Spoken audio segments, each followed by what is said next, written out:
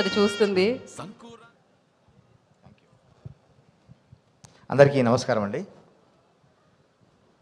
ముఖ్యంగా బ్రహ్మాజీ గారికి, ధన్యా బాలకృష్ణ గారికి, మణి గారికి, మిగతా ఆర్టిస్టులందరికీ, మా రచ్చ, మా బాపు కొమరయ్యకి, అన్న వివారెడ్డి అన్నకి, అందరికీ నమస్కారం.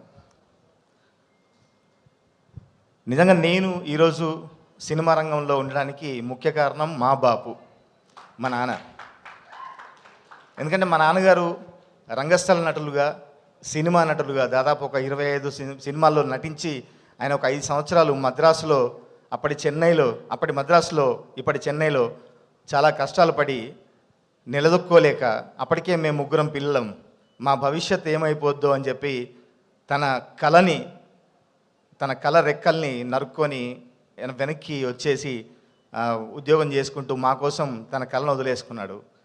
ఎప్పుడైతే ఆ కళ సగంలో ఆగిపోయిందో ఆ కళని నెరవేర్చాలి, ఆ కళని ముందుకు సాగనివ్వాలి అని చెప్పి గట్టిగా నిర్ణయించుకొని సినిమా రంగంలోకి వచ్చాను నేను. ఈరోజు నిజంగా మా నాన్నగారు ఉంటే చాలా సంతోషపడేవారు.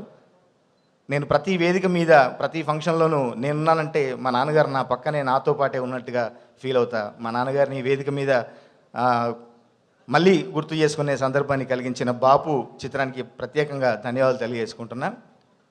గీత గారు, నేను గ్లోగా ఉండడం కాదు, మీరు గమనిస్తే టోటల్ యూనిట్ అంతా ఒక హైలో ఉన్నారు.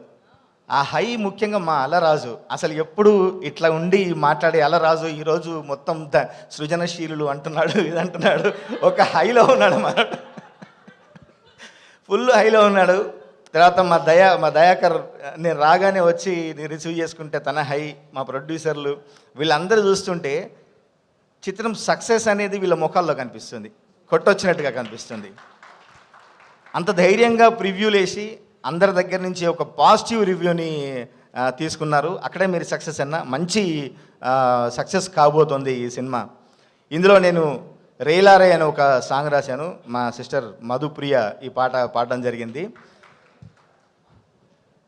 రైతుకి, నేలకి, ఆ సేనుకి సెలకకి ఉండే సంబంధాన్ని చెబుతూ తల్లేరా ఈ సేను సెలక అని రాశాను. ఆ పాట ఎట్లాగో మా మధు పాడుతుంది. ఆ పాట గురించి మొత్తం చెప్పే కంటే అందులో నిర్దాక్షిణ్యంగా ఒక చరణాన్ని తీసేసిన మా దయాకర్ మీద కోపంతో నేను ఆ చరణాన్ని వినిపిద్దాం అనుకున్నా. ఇందులో అంటే ఫుటేజ్ కోసం అని చెప్పి ఒక పల్లవి చరణం మాత్రమే పెట్టారు, 2 చరణాలు రాశా. యాక్చువల్గా నాకు నచ్చిన ఒక చరణం ఇందులో ఉంటుంది. తల్లి తన కడుపుల్లో బిడ్డల్ని ఎలా పొదుపుకుంటుందో, ఎలా సాదుకుంటుందో, నేల కూడా ఆ పంటని తన బిడ్డ కంటే ఎక్కువగా తన కొంగున, తన ఒడిలో దాచుకుంటుందని చెబుతూ ఆ తల్లి ఎన్ని కష్టాలు పడ్డదో ఒక చరణంలో చెప్పాను నేను. ఎరువులు మందులు ఎన్నెన్నో తనువును బాధిస్తున్నా, పేగున పెరిగే పిల్లల కోసం భరించేనమ్మా, పురుగులు చీడలు ఇంకెన్నో పీల్చి పీడిస్తున్నా, పురిటి నొప్పుల ముందెంతంటూ మురిసే నేలమ్మ, పొత్తిల్లో కన్నబిడ్డని ఓసారి హత్తుకున్నదో ఇన్నాళ్ళు పడ్డ కష్టము మరిసేనమ్మా, చేతుల్లో సంటి పాపను మనసారా హత్తుకుంటదో ఓ పత్తి పువ్వుల్లా, రే రేలా రేలా రేలా పైరే ఊగెను ఉయ్యాల, ఈ సల్లా గాలులు పాడే జోల పాటల్లా, రే రేలా రేలా రేలా ఎన్నెల ఎలుగులు సల్లేలా, తన మోమే మురిసేనంట ఎన్న ముద్దల్లా అని ఆ నేల గురించి చెప్పే అవకాశం నాకు, బలగంలో పల్లె గురించి చెప్పే అవకాశం దొరికింది, బాపులో నేల గురించి చెప్పే అవకాశం దొరికింది. ఈ సినిమా నిజంగా బలగం ఎంతగా జనాల్లోకి చొచ్చుకుపోయిందో ఈ చిత్రం కూడా అంతే సక్సెస్ కావాలని, జనాల్లోకి చొచ్చుకుపోవాలని మనస్ఫూర్తిగా కోరుకుంటున్నా. ఇంకా మా ధ్రువన్ 2016లో ఒక ముగ్గురి మిత్రుల ప్రయాణం మొదలైంది, భీమ్స్, రఘురామ్ అండ్ కాసర్ల శ్యామ్. ఆ ముగ్గురి ప్రయాణం ఈరోజు కూడా ఒక మిత్రులు అంతా కలిసికట్టుగా మేముంటూ ఈ రంగంలో ఒకరి కోసం ఒకరని నిల్చున్నాము.